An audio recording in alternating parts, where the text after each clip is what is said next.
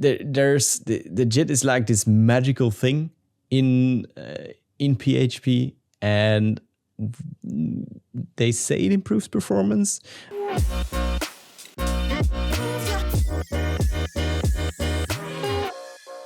Hey folks, thanks for watching this video and thanks for being here. I'm here together with a special guest today. I know him, I know you, Paul, but my viewers probably don't really do. But we were talking last week about PHP's type system. I did a video about generics and stuff, and you're actually very involved in the Python community. You're a developer advocate for Python, right, at JetBrains, and you just had lots of interesting things to share about Python, and I noticed how much PHP and Python are alike in some areas, and in some areas we're very much not. And I wanted to talk with you about that, but maybe it's good just for you to briefly introduce yourself so people know who you are. Sure, this is going to be a lot of fun. Hi, I'm Paul. Hi, Paul. I'm a Python developer advocate at JetBrains, but I'm also a web developer advocate at JetBrains, which means I've been sitting in front of JavaScript and, for the purposes of this chat, TypeScript a lot in the past few years. And I've been around Python a long time. I was at the first Python meetup in 1994, and so I give these keynotes about the first third of Python. Python 1994 is the name of the keynote. Yeah, and I used to have this slide where I would get the audience to raise their hands. You know, what were you doing in 1994? And when the answer became waiting to be conceived, I stopped asking that question. I was born in 1994. Thanks. Yeah, actually, I first heard 1949, and I was like, "You're not that old, right?" And Python isn't that old. No, wow, but yeah, that's quite a journey that you've been on then with Python. Cool. I did this talk about generics, right, Paul? And I asked about your advice a little bit, because there's this thing in PHP that we don't have generics, and I miss them. And I just dove into type systems, and I stumbled upon Python and TypeScript as well. You mentioned it already. There are some interesting things happening there as well. And people who are familiar with this channel and have watched all videos, they probably already know a little bit about like my point of view. But I would be very interested in just learning from your experience here. So yeah, Python's type system, maybe that's a good place to start. Sure. And to be clear, I'm going to learn from this too. I find it fascinating, the evolution of PHP. Yeah. You have interfaces, right? Yes, we do. Well, that's a sore spot for me, because the big Python project we had back in the day came up with an interface system for Python, submitted it as a PEP, a Python improvement proposal, enhancement proposal. Yeah. And it got rejected in 2003. Mm-hmm. The irony was, at that time, Guido worked for my company, and we still got it rejected. I really wish interfaces was in Python. It isn't. So I want to ask you some questions about this, Brent, and maybe get everyone in PHP to give their opinions about it. Okay. It seems like around the same time, JavaScript, the worlds of JavaScript, Python, and PHP decided to do explicit typing. Is that right? About the same times? When did it happen in Python? I'm not sure. Around 2016. Yeah, it's about the same time. Yeah, I think in PHP it started with PHP 7, and then it took a couple of updates, a couple of years before like most of things were properly supported in the language, basically. Yeah. So I'm going to give you an analysis that I was talking with someone about recently, and see if you agree with the analysis, but also see if it matches in PHP or how PHP would fit on the spectrum. Mm-hmm. In the world of Python, type hinting has seen, I'll just arbitrarily guess and say, modest adoption. Okay. With immodest pushback. Oh, really? from old timers, etc. Mm. In the world of JavaScript, TypeScript has really gotten adopted. If you look at the surveys, it's in the 85% range or something like that for people who say they use it. Yeah. And there is a little bit of a counter-revolution pushback by a couple of people, but they are notable for their loneliness. Yeah. Yeah. Okay. In the world of PHP, what's the adoption like? It's I would say it's probably more than the way you describe Python, but there's definitely still a group that prefers just to use PHP as a scripting language, basically the way it originated. So nothing when it comes to types, even classes and interfaces are might be like new and exotic things. But for the majority, I mean, when we're looking at frameworks like Laravel and Symfony, they have embraced PHP's type system in full. Okay. They even went as far, Laravel recently, Symfony a bit longer, to embrace like the third-party static analyzers in PHP, because PHP is an interpreted language like JavaScript, right? And we used to have doc blocks, just like comments, right, that defined type annotations. And people, sure. Right, and IDEs like PHP Storm and static analyzer tools, just third-party tools written in PHP. They looked at those doc block annotations and they did static analysis, basically. And then more and more native PHP syntax came, but not everything is supported yet. So now it's a mix of native syntax and doc block syntax if you want to use the full power of static analyzers. But frameworks like Laravel and Symfony have started to embrace these doc block annotations as well, because they just add so much more static value, right? So yeah, that's where we add. I don't have any concrete numbers, and it's so difficult to go from poll results. For example, I was giving a talk at a Dutch PHP a couple of weeks ago, and I did a poll like who's using PHP's type system, and it was 98%. And I know that's not really a representative number for the whole community. There are other polls that place it at 70, 80%, some things like that. But if you go to the WordPress community, for example, at least as far as I know about what's going on there, those numbers are much lower. Negative 70. No, but I mean, they just have another way of using PHP, and that's fine as well. I don't want to. I've been in that strictly typed camp for a while, and now I just try to. I still have my opinion and my preference, but if people get things done without using PHP's type system, then that's fine for me as well. But I would say, like, I think it's fair to say that the majority of people are using types to a certain extent, especially if they're using frameworks, they are relying on PHP's type system. If it's only for like dependency injection and stuff like that. So yeah.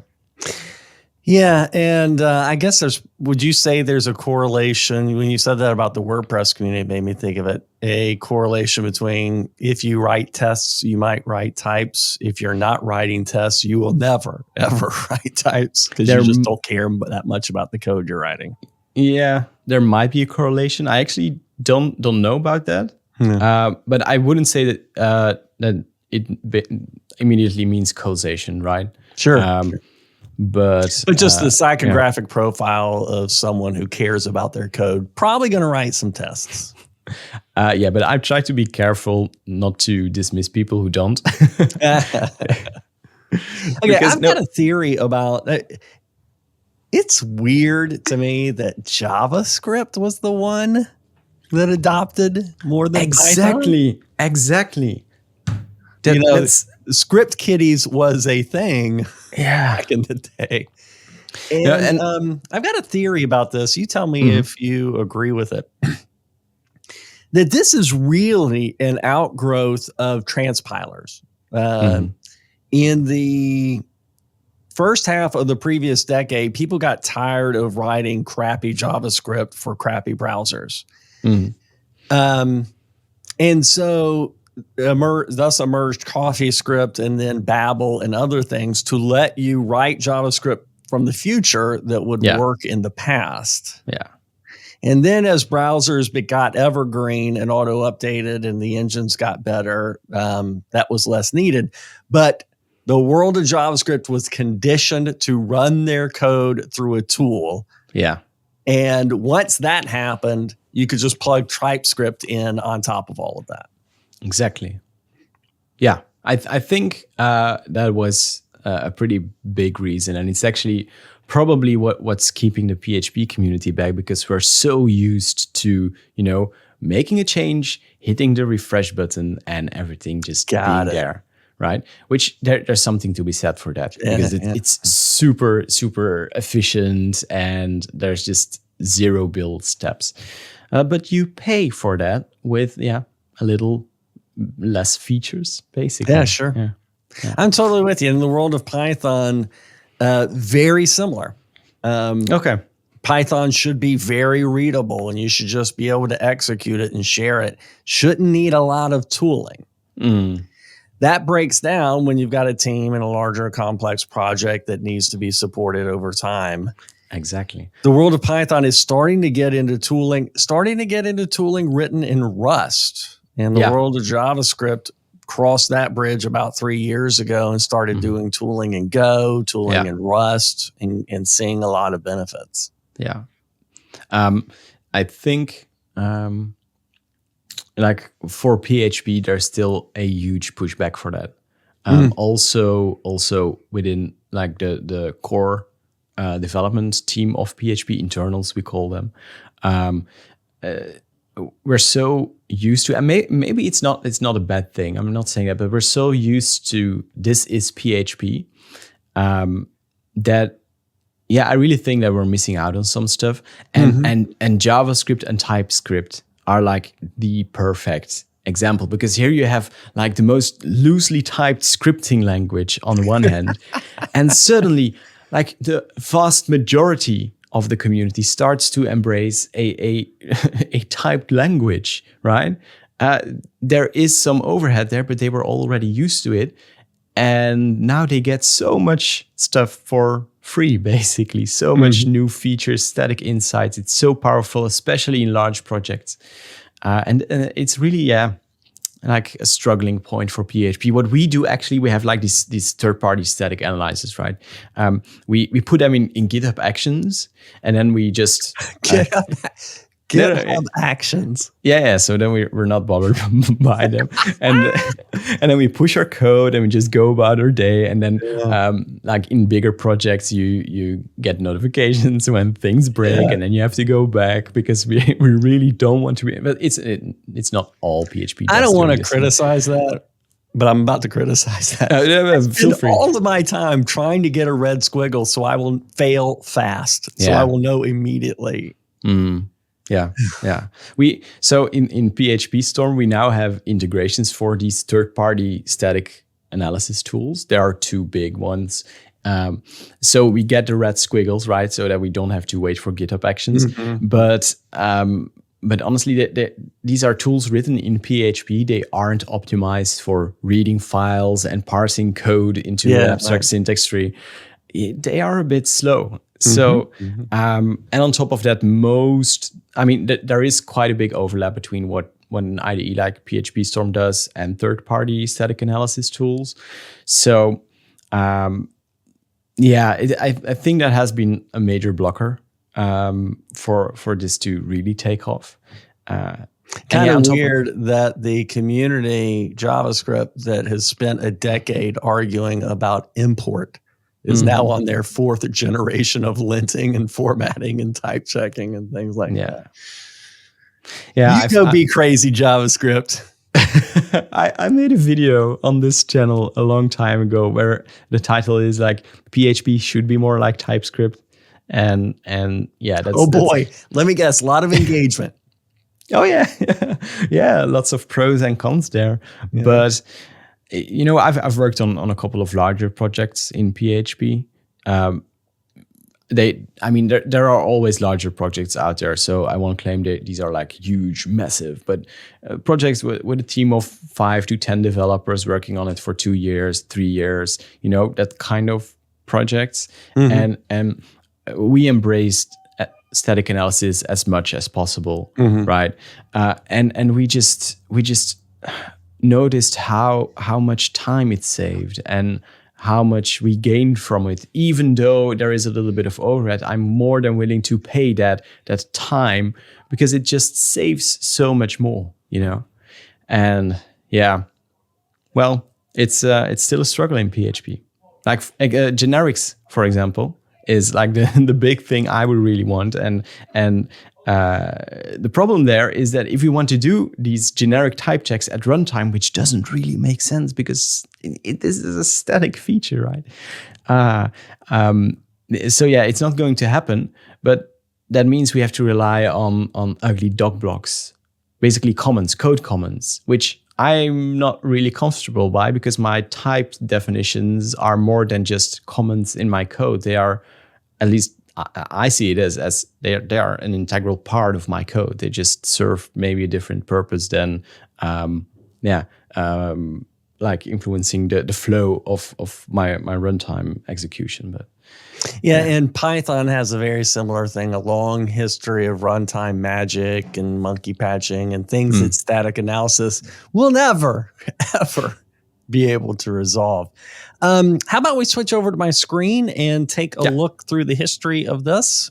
Yeah, definitely. In Python, and then I'll show some code. Does that sound right? Yeah, cool. By the way, PEP, these are proposals, right? I think the Python enhancement proposals. Yeah, okay. So you it's see up here. Oh yeah, there. Okay, perfect. Long ago, Python adopted this process of, it's based on the RFC, request for comment process with the RBTF. Okay.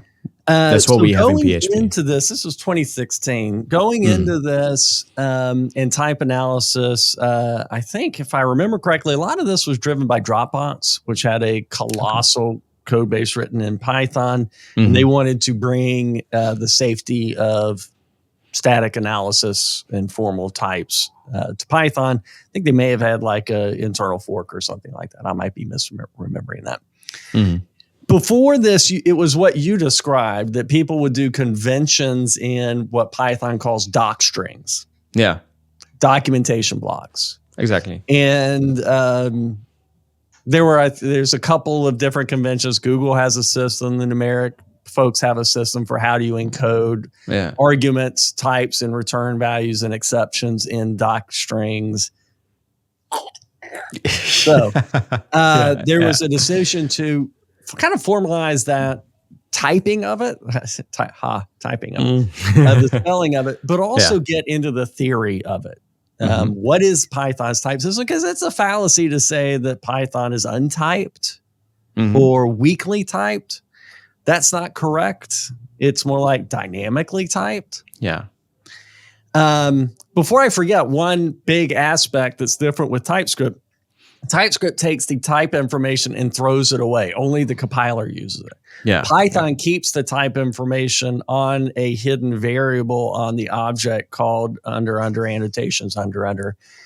And that's put to use by some web frameworks that will, for example, automatically take your type annotations and serialize inputs to those types and put up failures, blah, blah, blah. So anyway, in order to get there, we needed to have a syntax that was backwards compatible. I wonder if PHP faced this as well, where whenever there's something that looks ugly, it's because, well, if we did it the right way, it would have broken backwards compatibility. So they needed a spelling that would work for older Python versions and be ignored by things that weren't using it. Yeah. Does that sound familiar at all? Yeah. Painfully. Yeah. Another thing that was done along the lines of this was similar to the world in 2016. I would guess a lot of TypeScript was actually done outside of your code. People would write these definitely typed files and put them in a repository, the definitely typed repository. to share them with other people. And so your JavaScript code was still JavaScript, but it had type information in another file. Does PHP do that? No. Maybe something slightly similar with like Laravel specific stuff, that like generated files that are distributed in order to help the IDE, but I don't think it's exactly the same. Yeah. I have a little noise in the background. I'll turn down my gain a little bit. Oh yeah. So Python at this stage, it was envisioned that a lot of people would write their type information in a companion file directly beside their code with a different file extension. Mm-hmm. But here is the syntax that was arrived at. It was kind of interesting. They wanted to land the syntax kind of before they landed all of the typing. And so the syntax became something very familiar to people that do TypeScript. Yeah. Variable with a colon and some type information. Yeah. And then for this doesn't have the function annotation on it in this PEP, but a function would have a arrow and some type information for a return value. Yeah. And with this in place, with variable annotations, has nothing really to do with type information. It's just a way to put extra information on a variable. Gotcha. Then typing could land. Yeah. I understand. Okay, so then there was a separate PEP for actual type hints. Just hold on a second. Did the previous one, did it succeed or? Yes. Mm-hmm. Okay. Gotcha. Yep. So then type hints starts to land in Python 3.5. Python 3.6 is when it really started to take off. And this is the document that kind of gives the theory of the Python static type system, or whatever you want to call it. Mm-hmm. It's not just the spelling of these things and the spelling of that thing, but and not just the telling you that you could go back later and get it on the variable. Yeah. But it also talks about the why, the theory, and stuff like that. Abstract generic types, bounding, covariance, all these things I don't understand because I never did freaking Java or real languages. Singletons, etc. Yeah. Was all of this included in one like proposal? Funny you should mention that. So sort of. It was all mentioned in one proposal and was influenced by a third-party tool that is still the dominant and kind of canonical type checker, MyPy. MyPy, yeah. But what happened was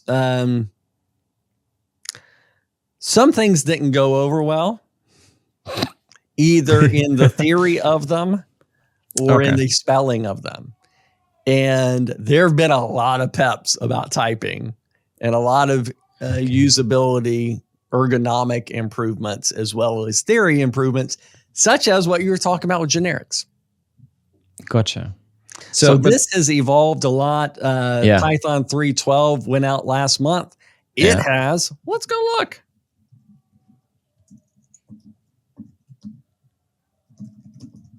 I was looking at this last night. It has a big thing about type aliases with a very new syntax. Okay. That then has some side effects which are really useful, especially in generics. And it pains me every time you say generics. Some other features in typing. Yeah. So, but like there was when I saw that 484 PEP, it was like people did quite a lot of thinking about all the things involved with it. If I see that list, that's. Let me explain what happened in PHP. Yeah, in PHP 7, I think it was. Okay, let's just add scalar types, right? Ints, floats, strings, booleans. That was basically it. And then they noticed, but we're missing void here. which is kind of a big deal. Okay, let's add it in 7.1. And then they started thinking, okay, but now these were only for function, like parameter types and function return types. And then they were like, okay, in 7.4, we might want to type some more things because people seem to like it. Okay, let's add types to class properties. And just now, they added types in PHP 8.3 where we're at now. So a couple of years later, they added types for class constants, which is a thing now. Okay. But it's like very gradually. And I think what I miss in PHP is like this like thought through document that I'm seeing here. This is where we're going for, right? Yeah, sure. And we're maybe internal developers, they have had this vision in the past, but people also leave. So there's that as well. And now in PHP, we're at this, I feel, kind of weird state that we have half of a runtime type system in place. There are some important things missing, but okay, it's slowly improving, except for generics. But okay, that's just my pain. I have to deal with it. And then there's still half of a type system that's supported by static analyzers. There is no like a convention here. Well, they talk to each other, but there's no official specification of this is what our type or dog block type definitions should look like. It's just so many people doing things all over the place, and what I feel is really missing in PHP, but I'll make a side note there in a second, is like coordination and like unification of the process for the language. It's just people doing stuff. But that side note I want to make, I think you heard of this. The PHP Foundation recently, 2 years ago, was founded, and their goal is to basically unify everything a little bit more. They have a process in place. They're still growing, of course, but I'm still optimistic that in time they will actually be able to steer this in the right direction and actually come up with a vision. Is it for PHP's type system? I don't know. Maybe PHP's type system right now isn't on people's top priority list. Maybe there are other things people would be more happy about if those were tackled. But so I'm a little optimistic. But this was a period of 10 years probably where people just did things seemingly without a real like long-term plan. Yeah, we're lucky in Python that Guido worked at Dropbox at the time, and Dropbox gave him a lot of headspace, maybe even some people to work on two things at that time: async and typing. You have async. Yeah. Oh man. And so Guido and folks were able to load a whole bunch of stuff in their head and write it all down and think it through. But I would encourage everyone in PHP and Python and even JavaScript, TypeScript to have a little patience, because backporting a type system onto an insane legacy base of stuff everywhere in the world. No, but you're absolutely right. And that's why my biggest hope for a couple of years now has been that something like TypeScript would appear for PHP. And people have actually been working on that, like a superset of PHP that compiles. You get a lot more freedom that way, right? But yeah, the compiling step is difficult for people to accept. And the second part is that you need proper static analysis support. Yes. I was going to ask you about that. Actually, I want to ask you about one thing on the way to that. Yeah. TypeScript and Python typing adopted this idea of gradual typing, that you could drop them into a code base where nothing had been done. Yeah. Start using the tool, and little by little, when you found the important bits, put in typing information. Yeah. Is that true for the PHP approach as well? Yeah. Yeah. And it's probably not 100% backwards compatible if you compare it to like 10 or 20-year-old PHP, but it's still very much backwards compatible with everything written, which is, I mean, a good thing as well. Like you said, like if you're powering websites all over the world, which is PHP's main use case, of course, and there are quite a lot of websites in PHP still today. Yeah, you cannot just throw everything out with every release and introduce a ton of breaking changes. From my point of view, I usually didn't really mind breaking changes that much because I was working in like up-to-date projects, and this was just part of the process, right? Clients paid for it, basically. Hey, there's a new PHP version every year. We'll have to reserve some time to deal with it because you want better performance, you want better security, and we want better features, basically. Sure. So, and they were okay with it, but there are so many PHP projects that cannot afford to do that. So I understand why PHP went that route. I would just wish that there was a way out, because it feels like this is a never-ending street and there's no turning back. Let's talk about the point you just made about compiling. Yeah. Python has had some projects over the years to compile the hot parts of your code. From the very beginning, Python was good at C extensions. Yeah. There's something called Cython where you can put little decorations in your hotspots of your Python code, run it through Cython. It will generate binary part C extensions that can be compiled for that. MyPy, that's the kind of dominant static type checker, has MyPy C, a compiler to take the type information and generate compiled parts of your code. They wrote it for themselves to speed up the compiler. So they haven't really tried to make it a broad-based tool. And in Python 3.13, there's becoming a serious effort at a JIT.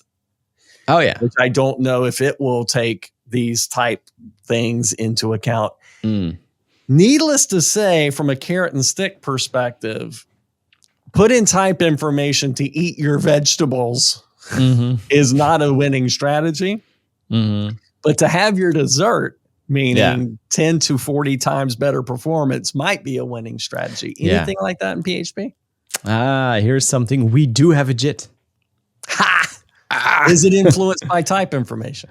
It does. Yeah. Okay. Yeah, definitely. But it's kind of weird. It's one guy working on it, and I think there are probably a handful of developers who kind of understand how it works. The JIT is like this magical thing in PHP, and they say it improves performance, but the thing is, for web applications, it doesn't really seem to have that big an impact. I did some benchmarking on some real life projects when the JIT just came out, and there was a slight performance improvement, but not really that much. They say for console applications and things that work that does like batch processing and stuff like that, it might have a huge impact, but that doesn't really happen that much in PHP. So. And the JIT's got to have time to warm up. So if you're like running it, closing it, running it, closing it. I wonder what is its memory footprint. JITs usually have a pretty negative impact on memory usage. Yeah. So we have a JIT. How about I show a little bit of Python code with this? Yeah. Cool. Yeah. Go ahead. So this is a package that I was working on last night. I have a dependency injection system that I wrote that works with type annotations. Yeah. And so you say, hey, I expect to be given a registry. Yeah.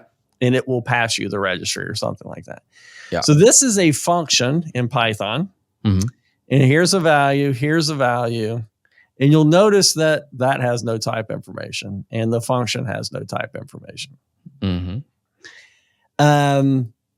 In PyCharm, when I mouse over these things, you see the value : any. Yeah. People don't recognize. People talk about, well, the number one type checker is MyPy. No, the number one checker is PyCharm because we've been around forever. Yeah. And both PyCharm and VS Code have type checker kind of things. Yeah. That put the Smart Editor IDE into your coding process. Ours happens to be fully open source, so people could get it and go do weird things with it. Oh, really? Yeah. And so if I wanted to constrain that to say an int, then when I mouse over this, PyCharm knows what it is, and it starts yelling me about things. Yeah. And so those are some of the benefits you get from doing typing. I'll get on my soapbox for a second. Why, Brent, why would I do typing when I'm the only one writing this code? You see, the inlay hint says Paul Everett wrote this. It's not like I'm sharing this with, in fact, I don't even want people in the world to look at this. This is just my little playground thing. Paul, let me tell you, I'll give you the answer here. Give me the answer. I don't know the code that I've written a week ago, let alone a year ago. Right. So Future Paul hates present Paul. Yeah. Because present Paul always stabs future Paul in the back. Exactly. So this is a little bit of an example of how type information can help you. It can help you when it's done in a tool-friendly way, like PyCharm or an IDE or something like that. It can let you fail faster. Exactly. Yeah. In TypeScript, for this guide project that we're doing, we're really heavily in TypeScript. And I keep the problems tool window in WebStorm open all the time, because when I change something, it'll light up my whole project and tell me all the things I just messed up. And it's fantastic. Yeah. I'll go to the terminal and run MyPy on this. Yeah. MyPy is the command line tool that, like you said, people put in GitHub Actions so that they can put it as far away as possible. And MyPy is going to yell at me about a whole bunch of things. So, for example, I didn't do any typing on this thing, so I'll click on it. And it's true. GetAttr in Python doesn't have a return type on it because it doesn't know the object or the name or anything. It's all loosey-goosey. Yeah. And so I should put something here to say what it's expecting to get back. All kinds of information, not just simple things like you forgot to put something here. Not just simple things like, hey, you said int, but I got string.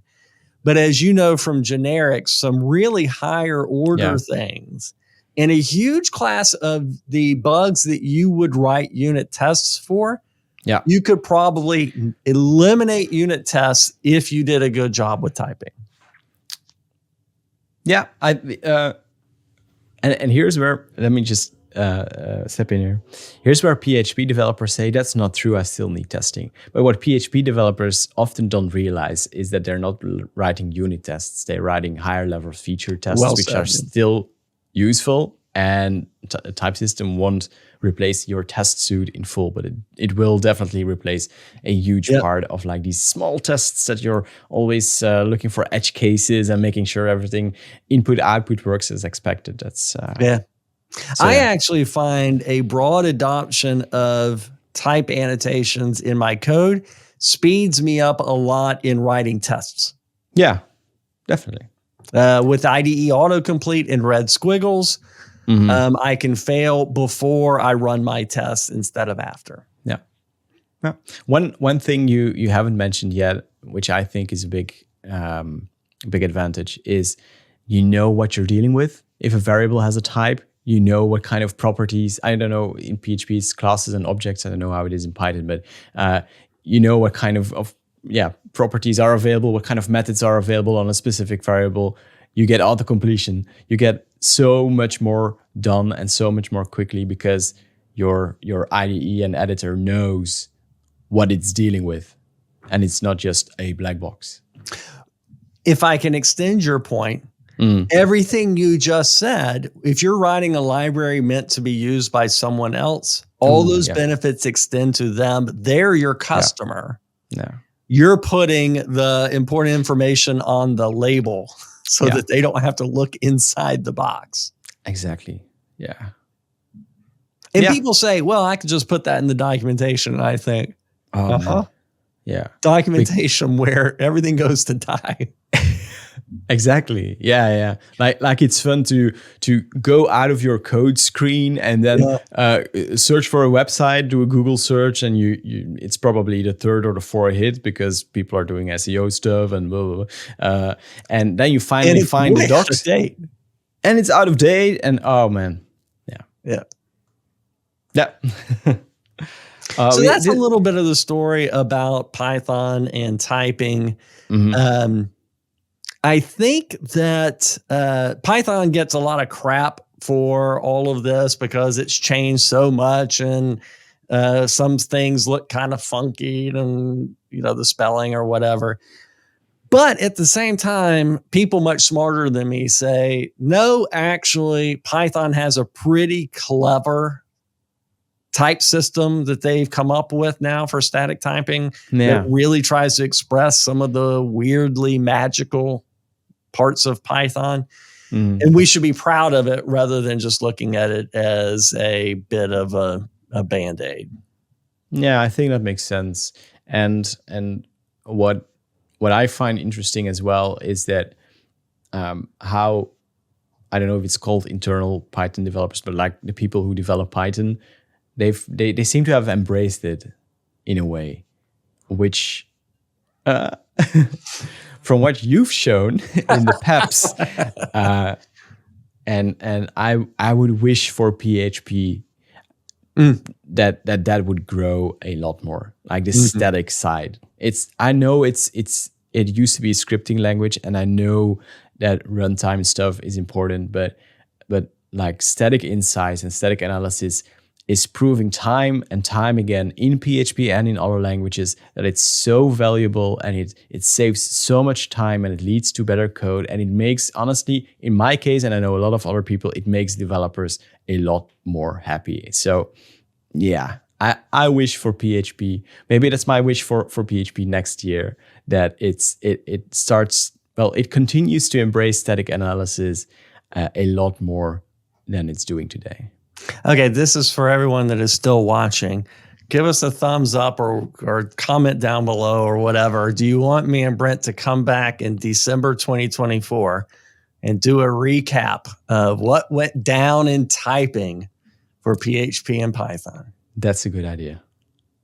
Well, despite however likes we get, I want to do that, Paul. But still, go like this video, definitely. Yeah, Paul, thanks for being here. It was fun, and it's so good to learn from other languages and just well said. And I'm learning as well, and it feels like we're all kind of going in similar directions. So it's good for us to share and learn. Yeah, cool. Okay, Paul, I'll see you next time. Well, actually, you're coming back in another video, I think, next week or the week after. So I'll see you soon. All right. Thanks, Brent. Okay. Thanks for being here. Bye-bye.